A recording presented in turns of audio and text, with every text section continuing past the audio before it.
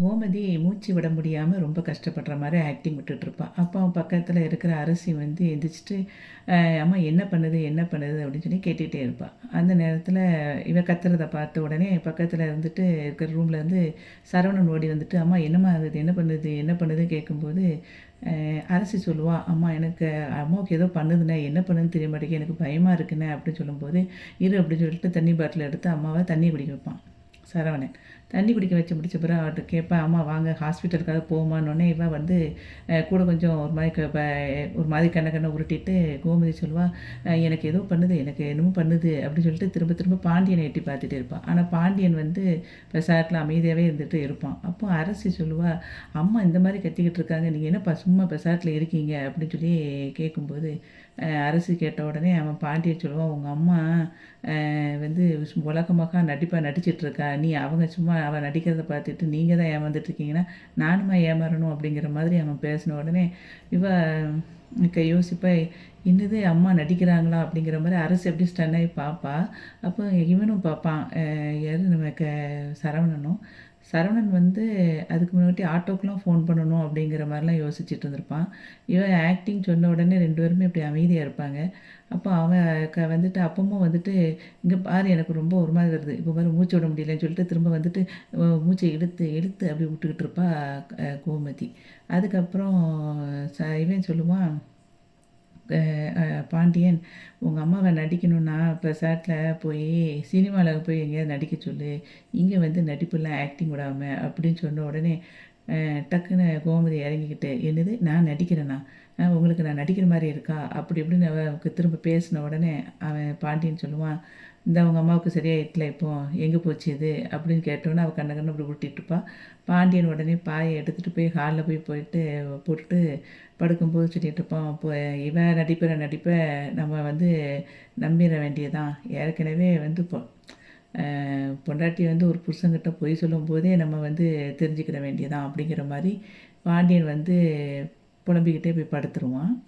அப்புறம் உள்ள ரூமில் வந்து கோமதி வந்து அப்படி இப்படி பார்த்தியா உங்கள் அப்பாவை, கொஞ்சம் கூட என்னை வந்து ஏதாவது கண்டுக்கிட்டாரா பார்த்தியா அப்படி இப்படின்னு அவள் புலம்பும்போது அவள் அரசி சொல்லுவா, அதெல்லாம் இருக்கட்டும், உன்னோட இப்போ இது மூச்சு திணறுச்சு, இப்போ என்னாச்சு உனக்கு அப்படின்னு சொல்லிட்டு நீ நடிக்கவே செஞ்ச அப்படின்னு சொல்லி நான் எவ்வளோ பயந்துட்டேன் அப்படிங்கிற மாதிரி சொல்லுவாள். அப்போ சரவணன் கேட்பான், ஏம்மா உங்களுக்கு உண்மைக்குமே மூச்சு திணறல் இல்லையா, நீங்கள் நல்லா தான் இருக்கீங்களா அப்படின்னு சொல்லி அவன் கேட்கும்போது இவன் சொல்லுவா, பூமதி, ஆமாம் எனக்கு உடம்பு சரியில்லைன்னு சொன்ன உடனே நீங்கள் எல்லோரும் என்னை அந்த ஆளை கண்டுக்கிட்டீங்க பாருங்கள் அப்படின்னு சொல்லிட்டு சோகமாக அதை சொல்கிற மாதிரி இருக்கும். அரசி வந்து சரவணன்கிட்ட சொல்லுவா, அம்மாவை நான் பார்த்துக்கிறேனே நீ போன அப்படின்னு சொல்லி சொல்லும்போதே கே அப்பவும் வந்து கேட்பான் சரவணன் வந்து, அம்மா நீ ஓகே தானே அப்படின்னு சொல்லி கேட்பான். நான் பார்த்துக்கிறேனே அப்படின்னு சொல்லிட்டு அரசி சொன்னோடனே அவன் போயிடுவான். அதுக்கப்புறம் அரசி கூட சேர்ந்து அவன் படுக்க போகும்போது இவன் சொல்லுவா, அரசி சொல்லுவா, நீ இன்றைக்கி ரொம்ப ஓவராதமாக பண்ணிட்ட அப்படின்னு சொல்லும்போது, ஆமாடி இந்த கோமதி இருக்கிற வரைக்கும் உங்களுக்கு இப்படி தான் இருக்கும், நான் இல்லைன்னா தான் உங்களுக்கு என்னோடய அருமை புரியும் அப்படின்னு சொல்லிட்டு இருக்கும்போது அங்கே அவன் இவன் படுத்துக்கிட்டே கேட்டுகிட்டே இருப்பான் பாண்டியன். அப்போ வந்து அரசி சொல்லுவா, போதும் போதும் இருந்தாலும் இன்றைக்கி நீ ஓவராக தான் நடிச்சிட்ட அப்படின்னு சொல்லும்போது மனசுக்குள்ளே சொல்லுவா, இவ கோமதி, ஐயோ எனக்கு என்னோடய நடிப்பெல்லாம் வீணாயிடுச்சே அப்படின்னு சொல்லிட்டு இருப்பாள். அதுக்கப்புறம் இவன் சொல்லுவா, அரசி சொல்லுவா, நாளையிலேருந்து நான் வந்து சரவண ரூமில் தான் படுக்கணும், ஓன் நடிப்பெல்லாம் நம்மளால் பார்த்துட்ருக்க முடியாது அப்படின்னு சொல்லிகிட்டு இருப்பாள். அதுக்கப்புறம் வந்து இங்கே ரூமில் வந்து கதிரும் ராஜியும் இருப்பாங்க. ராஜி தூங்கிக்கிட்டே இருப்பாள். அப்போ கதிர் போய் எழுப்புவான். எழுப்பினோடனே எனக்கு எந்திரிச்சிட்டு மணி எத்தனைன்னு கேட்பான். மணி 7:15 ஆயிட்டு அப்படிம்பான். அச்சச்சோ அப்படின்னோடனே, இதுக்கு என்ன இப்போ வீடா இது, நமக்கு ஹோட்டலில் தானே இருக்கும், ஒன்றும் பிரச்சனை இல்லை அப்படின்னோடனே, சரி நான் போய் ரெஃப்ரெஷ் ஆகிட்டு வரேன் அப்படின்னு சொல்லிட்டு அவள் போய் கிளம்புவாள். கிளம்பிட்டு ஃபேஸ் வாஷ் பண்ணிவிட்டு அதுக்கப்புறம் வந்து இவன் காஃபி கொடுப்பான். அப்படின்னு சொல்லுவாள், கிளாஸ்க்கு போகணும்ல அப்படின்னு சொன்னோன்னே, அவன் போகணும்ல அதுக்காக தானே வந்திருக்கோம் அப்படின்னு சொல்லி கதிர் சொல்லுவான். அதுக்கு ராஜி சொல்லுவா, இப்படி எனக்கு இப்போ கிளம்பி போகவே இஷ்டம் இல்லை, ரூம்லேயே இருந்துலாம் போல் இருக்குது அப்படின்னோடனே, அப்போ அவன் சொல்லுவான், சரி அப்போது நம்ம வேணால் கூட ஒரு நாள் இருப்போமா சென்னையில் அப்படின்னு கேட்பான். இல்லை இல்லை வேண்டாம், நம்ம இன்றைக்கி கிளம்பிடுவோம் அப்படின்னு சொல்லி சொல்லும்போது, இருப்போம் ராஜி, ஒரு நாள் கூட ஒரு நாள் இருப்போம் அப்படின்னு சொல்லும்போது, என் கூட உனக்கு இருக்க இஷ்டம் இல்லையானோடனே, அப்படிலாம் இல்லை, அப்புறம் ட்ராவல்ஸ் யார் பாப்பா அப்படின்னு கேட்பா. ட்ராவல்ஸை வந்து ஃப்ரெண்ட்ஸுக்கிட்ட கூட ஒரு நாள் பார்க்க சொல்லிக்கலாம், ஒன்றும் பிரச்சனை இல்லை, ரிசப்ஷனில் போய் சொல்லிடுவோம், வீட்லேயே நம்ம இன்ஃபார்ம் பண்ணிடுவோம், வேலை கொஞ்சம் இதாக இருக்குது அப்படின்னு சொல்லிட்டு அப்படிம்பான். அவனே ஓகே அப்படின்னு சொல்லிடுவான். அதுக்கப்புறம் சொல்லுவான், அதுக்கு ராஜி சொல்லுவா, நீ ஏன் அப்படி பேசுகிற, எனக்கு ஆச்சரியமாக இருக்குது அப்படின்னு சொன்னோடனே, என்ன செய்ய அப்படி நீ என்னை மாற்றிட்ட அப்படின்னு சொல்லி கதிர் வந்து ராஜியை பார்த்து சொல்லுவான். அதுக்கப்புறம் வந்து சாப்பிட ஏதாவது போவோமா அப்படின்னு சொல்லும்போது, நம்ம வெளியே போய் சாப்பிடுவோம் அப்படின்னு சொல்லி ராஜி சொல்லுவா. உடனே கதிர் சொல்லுவான், எல்லாம் உன் இஷ்டம் தான் அப்படின்னு சொல்லிட்டு க விட்டுருவான். அதுக்கப்புறம் கோமதி கிச்சனில் உட்காந்துருப்பா. கிச்சனில் இருக்கும்போது சரவணன் வருவான். அவனுக்கு உடனே காஃபி கொடுப்பா. காஃபி கொடுத்துட்டு எட்டி எட்டி பார்த்துக்கிட்டே இருப்பாள். அப்போது உடனே சரவணன் கேட்பான், என்னம்மா பார்க்குற அப்படின்னோடனே, உங்கள் அப்பாவுக்கு தாண்டா, உங்கள் அப்பா வந்துட்டாங்களாம் பார்த்துட்ருக்கேன், உங்கள் அப்பாவுக்கு சூடாக இட்லி அவிச்சு வச்சுருக்கேன், அதுக்கு சூடாக பரிமாறணும்னு பார்த்துட்ருக்கேன் அப்படின்னு சொல்லும்போது சரவணன் சொல்லுவான், அம்மா நீ ரொம்ப அப்படி அப்பா பின்னாடியே போய்கிட்டு இருக்கான் அதம்மா அப்படின்னோடனே, அதுக்கப்புறம் சொல்லுவான், அது கூட பரவாயில்ல, ஆனால் நேற்று பண்ண பார்த்தியா அந்த மாதிரிலாம் பண்ணாதம்மா அப்படின்னு சொல்லிக்கிட்டு இருக்கும்போதே அங்கே இவன் பாண்டியன் வந்து அரசி அப்படின்னு சொல்லி கூப்பிட்டுருக்கிறது கேட்கும். என்னென்னு பார்த்தா, அரசி எனக்கு கொஞ்சம் சாப்பாடு எடுத்து வைமா அப்படின்னா அது வந்துடுதேன் அப்படின்னு சொல்லிட்டு அவன் போவான். உடனே கோமதி குடுக்குன்னு ஓடி வந்துட்டு, ஏய் நில்லுடி அப்படின்பா. என்னம்மா அப்படின்னோடனே, இத்தனை நாள் என் புருஷனுக்கு நீ தான் சாப்பாடு எடுத்து வச்சியா, நீ முதல்ல போய் துணி எடுத்து வச்சுருக்கேன், அந்த துணியை கொண்டு காய போடப்போ அப்படின்னு சொல்லி சொல்லுவான்.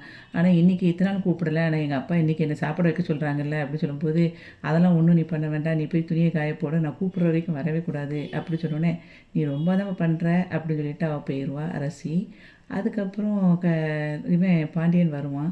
பாண்டியன் வந்தோடனே இவன் எல்லாத்தையும் சூடாக எடுத்து சாப்பாடை வைப்பா. வச்ச உடனே அவன் வந்து இவன் வைக்கிறத பார்த்தோன்னே அரசின்னு கூப்பிட்டு பார்ப்பான். அப்போ இவன் சொல்லுவா, அரிசி அவங்க துணி காய போட போயிட்டாவ அப்படின்னு சொல்லும்போது, பாண்டியன் வந்து சாப்பாடே வேண்டான்ட்டு டக்குன்னு கிளம்பி போயிடுவான். அப்போ அவன் சரவணன் சொல்லுவான், எப்பா சாப்பிட்டுட்டு போங்கப்பா அப்படின்னு சொல்லும்போது, எனக்கெல்லாம் சாப்பாடு வேண்டாம், நான் கடையில் போய் சாப்பிட்டுக்கிறேன் அப்படின்னு சொல்லிட்டு போயிடுவான். அப்போது சரவணன் சொல்லுவான், சரிம்மா நான் சாப்பாடு அப்பாவுக்கு எடுத்துகிட்டு போகிறேன் அப்படின்னு சொல்லும்போது, நீ என்னடா இது, அவருக்கு ஒரு மனுஷனுக்கு இவ்வளோ கோபம் வரக்கூடாது அப்படி சொல்லும்போது, என்னம்மா செய்ய அப்பாவாச்சே அப்படின்னு சொல்லி அவன் சொல்லுவான். அப்போ அரசு எங்கேருந்து வருவா, என்ன அப்பாவுக்கு சாப்பாடு கொடுத்துட்டியா, இவ்வளோ சீக்கிரமாக சாப்பாடு சாப்பிட்டுட்டு போயிட்டாங்க அப்படின்னு சொல்லி கேட்கும்போது, கோமதி சொல்லுவா, நீ என்னடி வெந்த புண்டை வேலை பார்த்துட்ருக்க, போய் படிடி அப்படின்னு சொன்னோன்னே அவன் அப்படின்னு சொல்லிட்டு போயிடுவான்.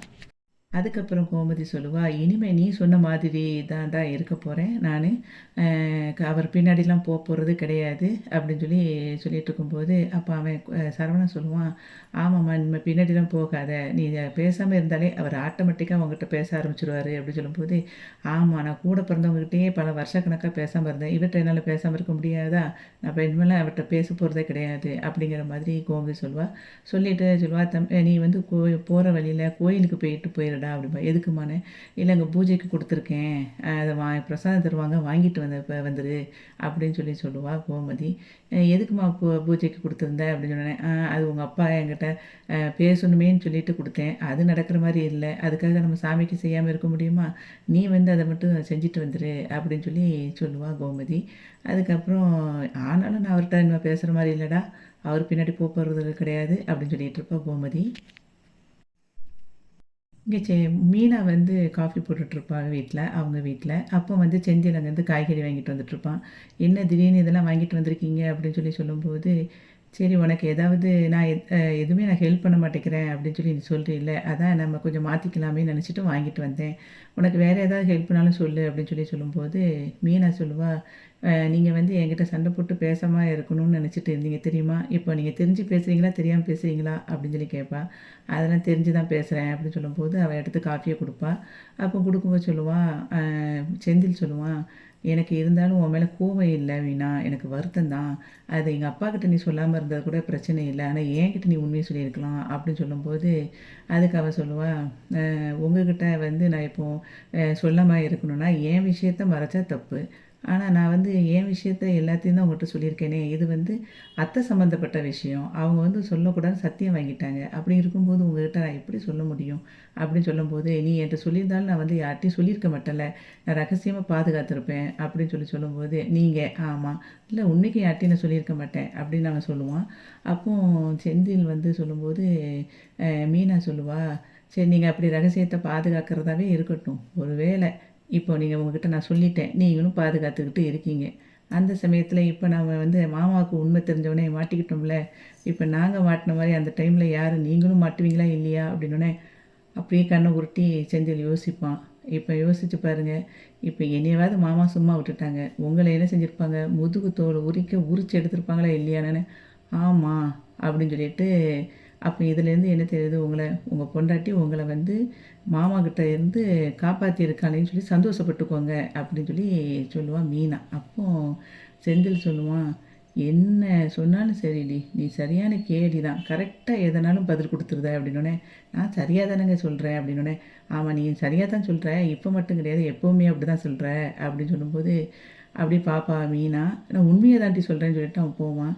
இவர் சொல்கிறத நம்பலாமா நம்ப முடியாதா அப்படின்னு சொல்லி அவள் யோசிச்சுட்டு இருக்கும்போது, இந்த பாண்டியன் ஸ்டோர் குடும்பத்தை யோசிக்கிறதுக்கே ஒரு தனி மூளை வேணும் அப்படின்னு சொல்கிற மாதிரி இன்றைக்கி பாண்டியன் ஸ்டோர் முடிஞ்சது. வீடியோவுக்கு ஒரு லைக் கொடுத்து சேனலை சப்ஸ்கிரைப் பண்ணுங்கள். நன்றி.